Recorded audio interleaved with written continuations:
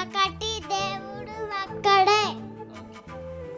2, దేవుని వాక్యం 2 అంచులు గలది. 3, యేసుక్రీస్తు మరణించి 3వ దినమున తిరిగి లేచెను. 4, సువార్తలు 4. 5, బుద్ధిగల కన్యకలు 5. 6,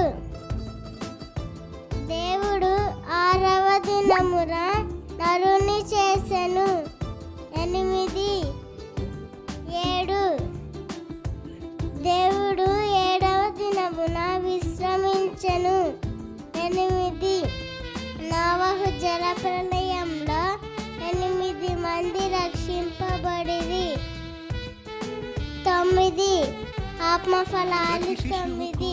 10, ఆజ్ఞలు 10. Thank you. చక్కటి మాటలు వినిపించిన